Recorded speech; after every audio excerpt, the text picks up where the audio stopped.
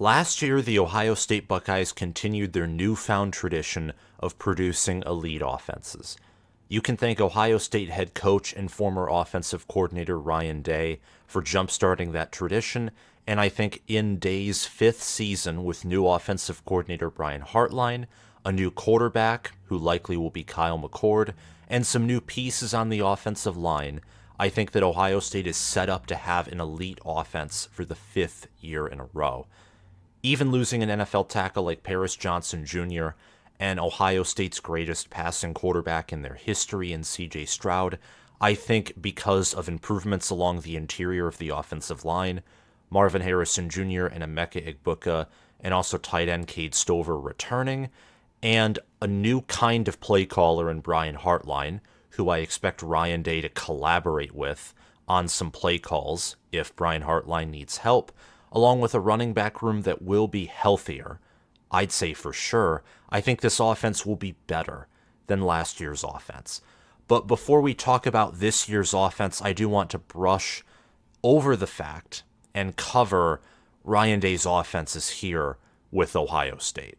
Because what he has done since becoming offensive coordinator and joining Urban Meyer's staff, what he's transformed Ohio State into offensively is impressive.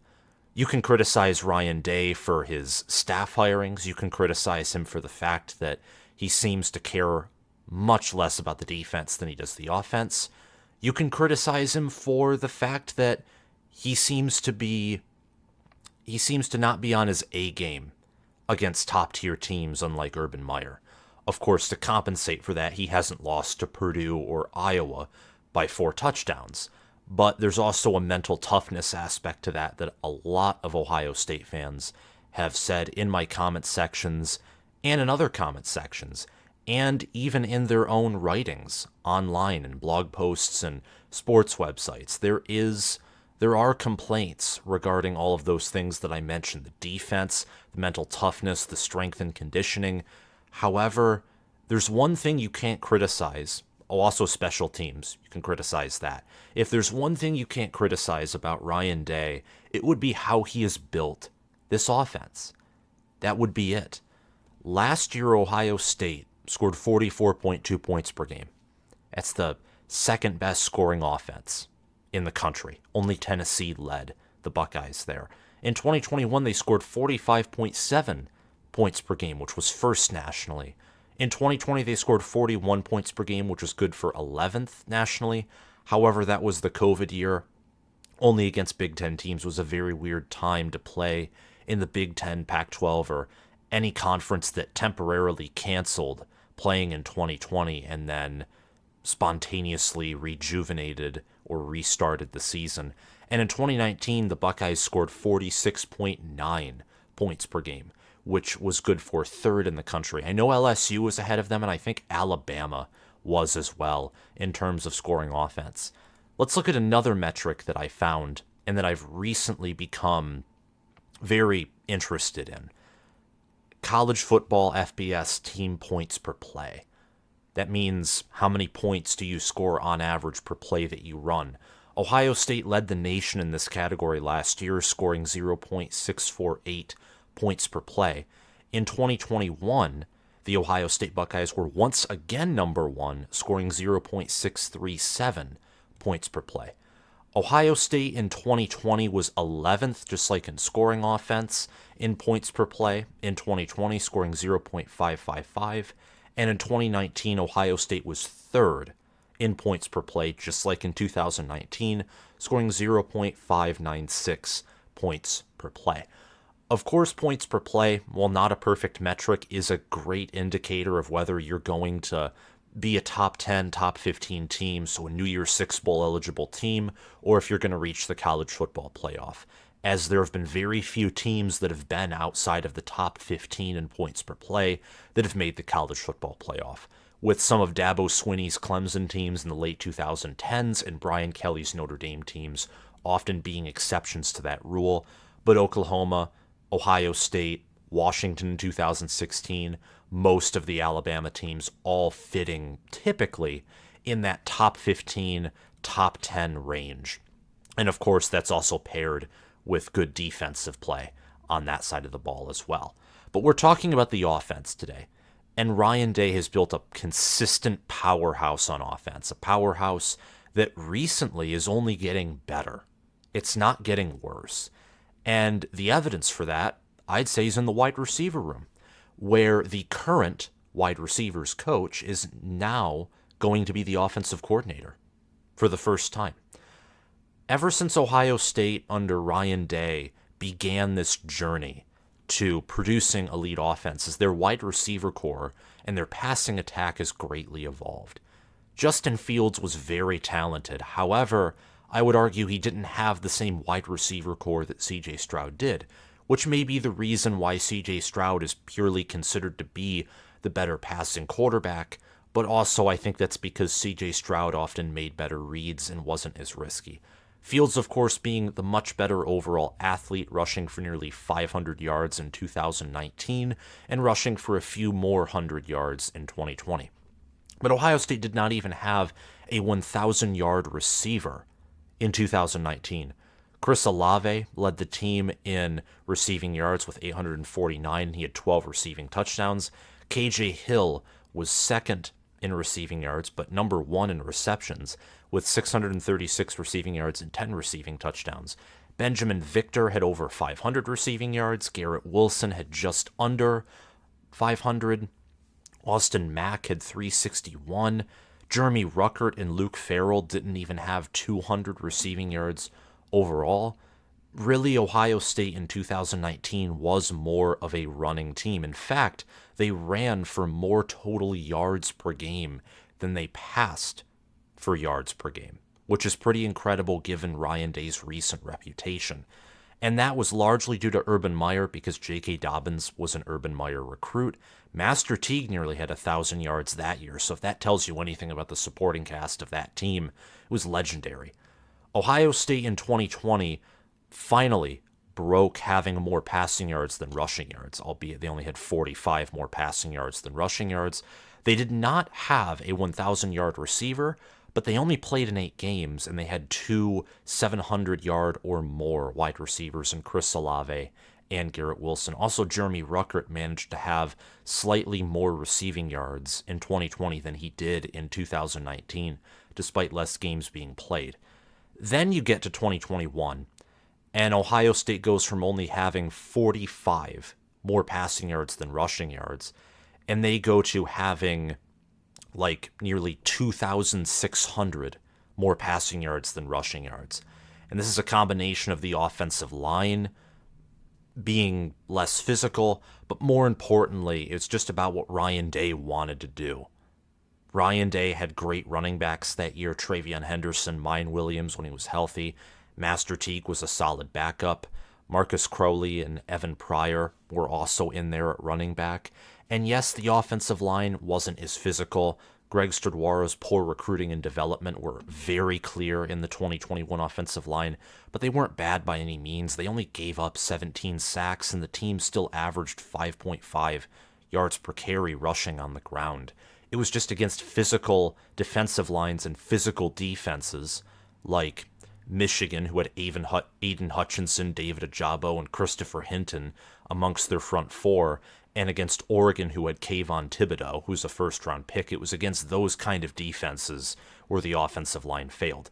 But C.J. Stroud had over 4,000 passing yards, nearly a 190 passer rating, and Ohio State had 2 1,000-yard wide receivers. Chris Olave was nearly a third, and he probably would have reached 1,000 yards had he played in the Rose Bowl. And Jackson Smith and Jigba had 1,600 receiving yards. The wide receiver room has just gotten better and better, and I'd say until this year, because I don't think it can get exponentially better than the 2021 and 2022 seasons. It can only incrementally get better.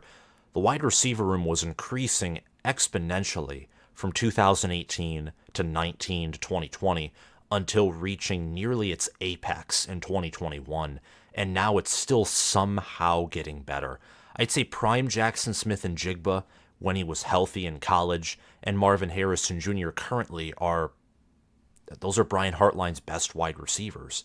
And I think this season entering 2023, I didn't even talk about 2022, but it's so familiar to us that we can just quickly look back. Ohio State once again had two 1,000-yard wide receivers. Marvin Harrison Jr. and Emeka Egbuka also had 10 receiving touchdowns or more. They averaged 15 yards per catch or more. And that was in an offense that wanted to run the football more and that consciously chose to pass less despite it being their strong suit, because Ryan Day, with new offensive line coach Justin Fry, they wanted to run the football more. Ryan Day didn't make the decision to run the football more necessarily to appease the fan base or to appeal to a traditional type of Big Ten football and or Buckeye toughness. I'm sure those things weighed in on his mind, but Ryan Day was adapting to the reality.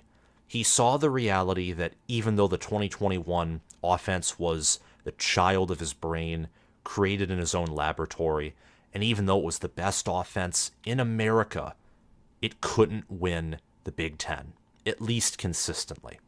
I think in the Pac-12, formerly, now the Pac-4, the Big 12, and the ACC, certainly in those conferences, nothing changing on the defensive side of the football. Ohio State in 2021 would have gone 12-1 or 13-0, winning those conferences outright. Likely the latter in 13-0. In the SEC, they probably would have gone 12-1. I guarantee you with tougher play, they would have lost a regular season game like Alabama did to Texas A&M that year, but they would have smashed through Georgia in the SEC title that year. Georgia, for example, had a generational offense with generational talent everywhere in 2021, and they lost to an Alabama team that in 2021 literally consisted of two main players. Actually, three. We got to give John Mechie credit. The other player was Miyan Williams and Bryce Young. Those three players were the reason that the 11 players on Georgia's defense got 41 points hung on them. Now imagine Ohio State's 2021 offense with C.J. Stroud, with three elite wide receivers, not an elite wide receiver and a great wide receiver, a superior tight end, a superior tackle room with Nicholas Petit-Fryer, and a better running back in TreVeyon Henderson than the one Alabama had in 2021, Brian Robinson. That offense would have done even better against that generational Georgia defense. And if that offense was paired with a top 15, top 10 defense, they probably would have gone 13-0 in SEC play, perhaps still 12-1. But outside of the Big Ten, the Buckeyes would have went 14-1 or 15-0, in my opinion, if they had a slightly better defense paired with that 2021 offense. But then you go back to the Big Ten, and you go to the fact that even with a top 15 or top 10 defense with that 2021 offense, Ohio State would have beaten Oregon. They probably still lose to Michigan on the road by 7 to 10 points. And that keeps them out of Indy. And what? They go on and go 13-1 and win the national title, or maybe 12-2 and reach the national title but lose? Or maybe they still do lose to Oregon because that was a weird low game for Ohio State. But the point remains that Michigan's defense is built to beat that kind of offense. And the reason for that, of course, is because that's the offense Ryan Day runs, so Michigan wants to beat Ohio State. But also that's because Michigan has coaches defensively like Steve Clinkscale, who I think is one of the best, if not the best, secondary coaches in the nation. And Michigan no longer is only a man blitz defense. And they have fast and physical players at secondary, at defensive line, and at linebacker. They match up well with Ohio State's style of football. Even if Ohio State runs the football, they match up well with it. So a lot of Ohio State's woes aren't even on the offense. Of course, some of them are. Part of the reason I have TreVeyon Henderson as a player to watch this season is because I think Ohio State is going to run the football a lot. Even though I have Miyan Williams as the better running back, Henderson's the better NFL prospect, but I think Williams is the better college back, I still think Henderson's going to get snaps, he's going to get a lot of carries, and he's going to have over 1,000 yards rushing. And I think Ohio State will certainly have more than 225 rushing yards per game this season. They're going to run the football a lot more, but still use that elite wide receiver core. So that play action game, whether it's McCord, whether it's Brown, it's likely going to be the former at quarterback. the play action game is going to be its deadliest that we've ever seen under Ryan Day, and this rushing offense will look much more similar to the 2019 running game with J.K. Dobbins rather than the 2020, 2021, or 2022 rushing attacks that have had high ceilings but also very low floors. But that's the reason, because I think they're going to run the football more, and that's the offense and Ryan Day doing what they can to maximize their chances to win. But ultimately, it falls on the defense to be able to win the Big Ten and to beat Michigan. Because Michigan and the way their defense has been built, the way they recruit and develop there, can match up with Ohio State's offense well, and with almost any offense well nationally as long as they prepare, unlike the Fiesta Bowl. And therefore, Ohio State has to get better defensively so they can stop Michigan's ground attack. Then games can be more competitive, the game can be more competitive, and I think that's what's partially going to happen this year, is even though I think Michigan's going to be the better team, Ohio State's defensive strides, more so than the offensive strides, are the reason why the game will be much closer and more competitive this year, despite Ann Arbor now being the home venue. And home field venues, especially when they're massive and intimidating, like the Horseshoe or the Big House, that matters a lot. But this offense, the only defense that has been able to solve this offense, not even stop it, just slow it down, is Michigan's defense. Georgia couldn't stop it last year in the Peach Bowl. In fact, Ohio State nearly blew out Georgia. They nearly blew them out. In the third quarter, that game looked like it could have finished exactly like the 2020 Clemson versus Ohio State game, where Georgia is just flattened. That defense got PTSD flashbacks to the 2021 Alabama game. It did. But Georgia, they were mentally tougher, they could run the football more, and at the end of the day, their defense did finally wake up in the fourth quarter, and bad defense for Ohio State, especially in the secondary, led to their downfall. So Ryan Day and Ohio State's failings are on the defense, and this is going to be the final time I say that, but this offense figures out every defense and every team it faces except for Michigan. And even against Michigan, yards aren't a problem. It's just the red zone. Ohio State scored 23 points last year, 27 points in 2021. They had over 500 yards, though. Over 500 in 2022. They just could not convert those yards and those red zone trips to touchdowns, while Michigan could. But Michigan typically scored with big plays, rarely getting in the red zone anyway. So, again, relating it back to the defense, but also saying that whether it's against Penn State in 2022, where Abdul Carter, Kalen King, and Keaton Ellis, and NFL defensive backs like Joey Porter Jr. and Jair Brown looked like children against Emeka Egbuka and Marvin Harrison Jr., whether it's Notre Dame, who had Isaiah Foskey, Jack Kaiser, and Brandon Joseph, and Miyan Williams and TreVeyon Henderson, who at that point probably were already injured in some capacity, we just didn't know it, said, "Hold my beer, no, I'm going to run on you harder, and you can't do anything about it." Or whether it's 2021, where Ohio State beats Utah in a shootout despite looking completely lost in the first quarter, this offense is legendary stuff. And the fact that Ryan Day has put together near elite or elite offenses for 4 years in a row, and I think a fifth, is impressive. And I think for a third year in a row, they're going to have the number one offense in the country. Now, if they're going to maintain the number one offense in the country while also adapting to Big Ten play, that's maintaining a high standard while making critical changes. And therefore, there have to be players that go along with the change and make improvements or have a comeback, whether that's from injury, whether they're a new true freshman that is more easily molded into the system that has a breakout year, or a new starter, or whether it's just a player that can make strides after having a good year last year but not being able to break through. And for me, TreVeyon Henderson, Cade Stover, and Josh Fryer are players to watch.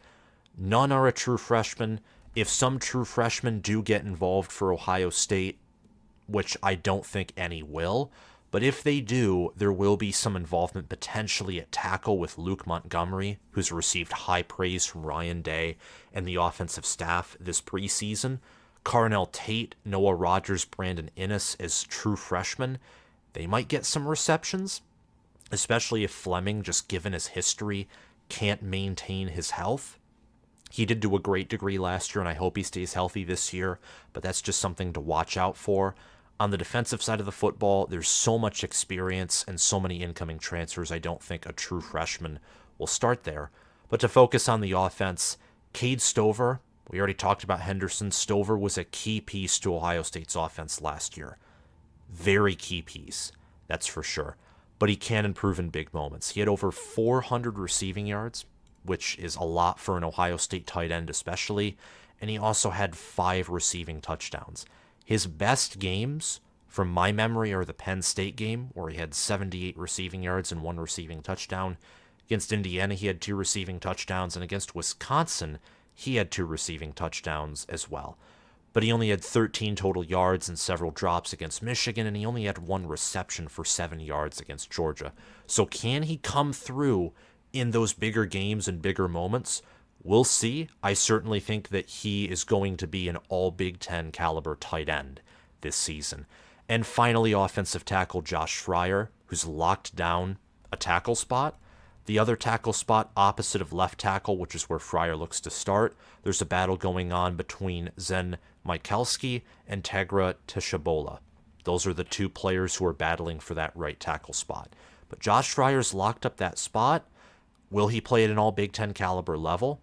He was a highly recruited player with offers from places like Michigan, for example, who has great offensive lines. So can he come through? Can he succeed Paris Johnson Jr. at that tackle spot and be a great Ohio State tackle?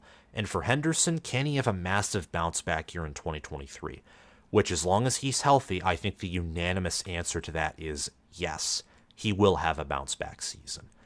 I think this team, as I've stated many times before, will have the number 1 offense yet again this season for the 3rd year in a row. They will lean much more on their ground game, however. There will be game control, there will be time of possession, games where Ohio State, if the game's ugly, instead of trying to run up the score, just decides to run it and go on a 5 or 7 minute drive. I don't think that'll be often, but I think there will be moments where that is at least possible. I don't know if that'll happen at all, because I don't think, even with a better ground game, Ryan Day will want to run his team like that. However, they will have the capability to establish full-on game control, much like Michigan has had for the past 2 seasons, whether it's under Sharon Moore, Josh Gaddis, Jim Harbaugh. It really is Jim Harbaugh football, is what he has at Michigan. But for Ohio State, they're going to have to lean more on that ground game. Defensively, I've already made a video saying how I think they're going to have a top 5 defense this year, and that's going to help the offense, all in all. The offense will have more opportunities to get on the field and score, and they'll still have an elite wide receiver core, and Kyle McCord is going to be a top 10 quarterback this season, and if he doesn't start, I have no doubt Devin Brown will also be a top 10 quarterback. So I don't think Ohio State's... I think they'll still be scoring well north of 40 points per game. In fact, I think they're probably going to be scoring north of 45 points per game this season. I don't think they're going to be scoring less than 40 points per game. They have too much talent on offense, whether it's running back, wide receiver, quarterback, tight end, interior offensive line. The only question on this team is tackle. And if Josh Fryer is playing as well as the staff says he is, the only question mark is truly at right tackle, not even left tackle, which I think is a potential weakness and is a positional weakness overall, but left tackle could be strong with Josh Fryer just from what people are saying out of fall camp. Running back, offensive guard, wide receiver, I think are the biggest strengths on this team. Center and quarterback, there are questions there, but I think those questions are going to be answered in a positive manner rather than a negative manner. Their wide receivers, I think Marvin Harrison Jr. is going to win the Biletnikoff Award this season, and I think he will have an extra 100, 200, maybe 300 receiving yards under his belt, though much of that is due to the fact that if you've watched if you've listened to my predictions and my opinions on Ohio State, I do think they're the second best team in the country, and I think it's more likely than not that they win a semifinal game this year if they sneak into the playoff, which I think they will. And in my Big Ten predictions video, which I'm going to be releasing in the next 2 days, I'm going to show you who I think Ohio State's bowl opponents are. And I've already teased it. I think they're going to reach the college football playoff, but I'm going to show you who I think they match up against. And as I've detailed in previous videos, I think Ohio State and Michigan are destined to meet each other twice. Once in Ann Arbor for the game, and once in the national title to decide it all. And Ohio State's offense is going to be a big part of that. And if they beat Michigan this year, the defense will have the largest share of that pie, but the offense will be part of that too. Because whoever rushes for more yards typically wins the game, and this year Ohio State will have a lethal rushing attack. Another thing to mention, I haven't talked about this much, but Brian Hartline is new as a play caller. That's a fact. Now I think Ryan Day will be able to intervene, and as we know from his play calling, he is a great elite play caller. The reason he's stepping away is because he knows how to coordinate an offense that struggles to beat Michigan. That's the main reason why. I think that if he coached in the SEC or any other conference not named Michigan, as long as maybe he wasn't in Georgia's division, because Georgia's a very physical team, and I think Kirby's smart, and with the physicality that Georgia has now, would adapt and find a way to consistently beat Ohio State. Alabama, that's just the expectation. I think even Ohio State and their fan base with the high expectations they have wouldn't mind losing to Bama every other year, every 3 years, because it's Nick Saban. Just beating him once every 3 years is a massive achievement. Go ask Gus Malzahn, who Auburn potentially shouldn't have fired, but we'll see how Hugh Freeze does. But to get back to Brian Hartline, I think calling plays will have its own learning experience.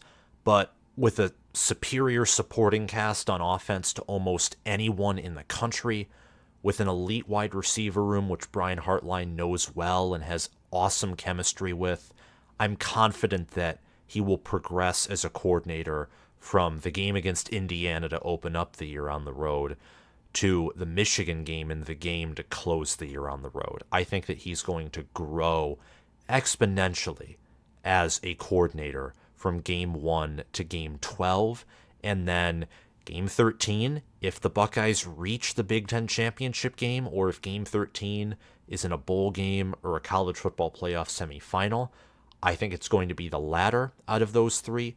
But regardless, he's going to keep getting better and better and better. And if he stumbles, or if there's a game where he just is not helping the team, if you know what I mean, Ryan Day can totally take over. So I think Hartline is a creative mind. He's innovative. He obviously knows how to work with his players, how to develop them. And part of being a good recruiter is having good chemistry and being a good strategist. So I think he'll fit in the role perfectly. But if not, he certainly has a great offensive mind as head coach to step in and take the ship for a game or longer if it's a complete disaster, which I don't think will happen. I think one of the better scenarios, and the more likely scenario, is the two pair, and they collaborate. Ultimately, with Hartline making the decision, as Ryan Day needs to focus on the team, not just the offense, but they'll share ideas, Hartline will learn, and he'll grow in the role. At least Ohio State, in regards to their offensive coordinator, is not in the same position Notre Dame is. Notre Dame also has an unproven offensive coordinator, but that's where the similarities between Gerard Parker and Brian Hartline stop. In fact, it's probably heresy that I even compared them, but Brian Hartline's unproven just because he's never called plays before. Gerard Parker is unproven because he hasn't called plays in many seasons, and when he has, the offense has been trash. I think Notre Dame has soiled their season by hiring him as their offensive coordinator. I think if they got Andy Ludwig or kept Tommy Rees, they probably would have beaten either USC and or Clemson and beat everyone else outside of Ohio State and one of the two teams I just mentioned. And that one game against a likely top 10 opponent, that one win, would be huge for Marcus Freeman. But that's going to be the first real test for Brian Hartline, because even though Indiana has a great defense, their offense is horrible. Notre Dame has Sam Hartman, Audric Estime, and Joe Alt, and some other players on their offense that their team will be cohesive enough and good enough to give Ohio State a test and mess with Ohio State if Ohio State isn't playing their A game. The Buckeyes will be one of the few teams to pass and rush for over 250 yards. Now, earlier I said 225, but I'm writing it down here to make it official. I think they're going to pass and run for over 250 yards.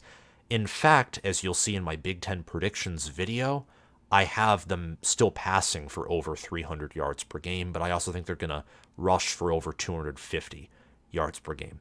So this team is going to be, they're going to get a lot of yards on the ground through the air, and they're going to translate into points. They're not going to be empty yards like you find sometimes with certain offenses. Like Oregon's, for example, last year went for it too many times on fourth down and failed too many times on fourth down. They had a ton of empty yards. Just look at the Oregon State game, for example.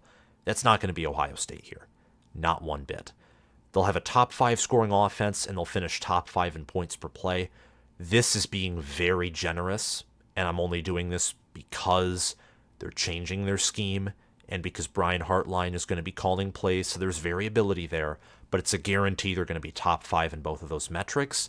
I'm going to come out and say that I think they're certainly going to be top 2, probably going to be number 1 in both categories, but you never know. So just putting them in that top 5 category, I think, might be the wiser thing to do.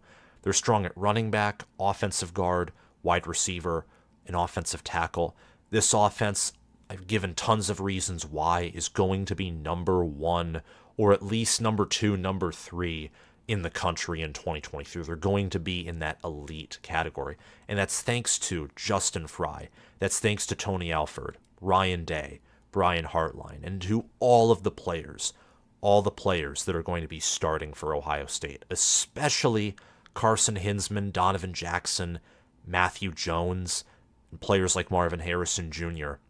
The offensive line is just so important, and when you have a unicorn like Marvin Harrison Jr., that helps as well. Thank you guys for watching this video. If you liked it, please hit the like button, subscribe to the channel, and hit the notification bell so you can get notified when I release more Big Ten content and college football content as well. I'm going to be talking about the ACC tomorrow and their expansion rumors. I want to do more research on it. And I'm also going to be releasing my Big Ten predictions video, my final Big Ten predictions video, within the next 2 days. And that's when my giveaway will occur. So hit the notification bell so you can get notified when that video drops, so you can go watch it, like it, comment to enter the giveaway, and watch it all the way through. I'll see you later, guys. And if you're on Spotify, Apple, or Amazon, please hit that follow button to support this community. Bye-bye.